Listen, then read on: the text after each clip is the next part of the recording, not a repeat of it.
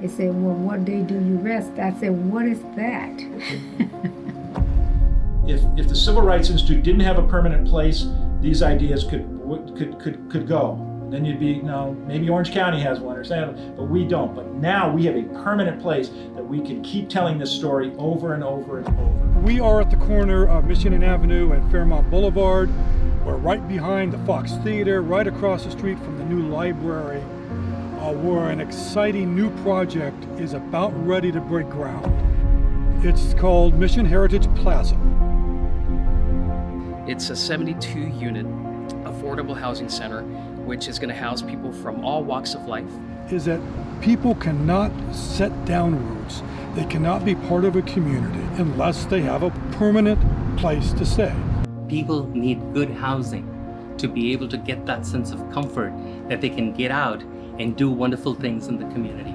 I think that security is needed. Which is another statement that these things matter to us. And there will be a community center that tells the story, the vast and intricate and detailed story. Now more than ever, we're finding that we need strong, powerful voices for inclusivity, in the region. And we think the Civil Rights Institute can be that place. Coming from the South myself, I know the real story of what it means to have to go to the back door. The Civil Rights Institute will show our youth what we went through so that they don't have to go through what we went through.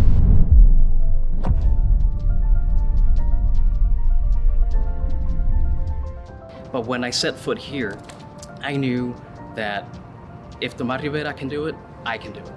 The issue on discrimination based on sexual orientation had taken a gigantic step forward, and Virginia Phillips' ruling was the catalyst for that.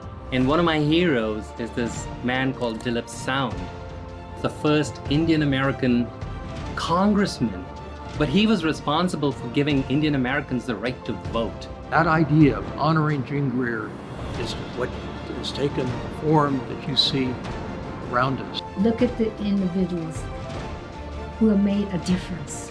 The Martin Luther King, Rosa Parks. It can go Cesar Chavez, all of them.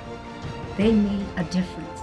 But it wasn't for one generation to come and do it all. That's why you're preparing the next generation.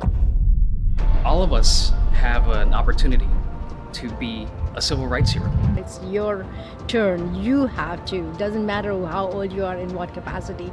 You can always help in some capacity.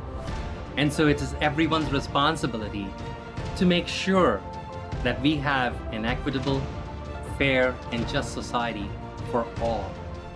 Everybody needs to be involved in what's going on today. We can't sit around and wait for Joe to do it or Susie to do it. We need to get up and get involved. My grandchildren should hear stories from people that went to this Civil Rights Institute.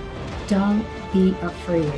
And any little thing that you can do to help somebody or to help us to build the Civil Rights Institute,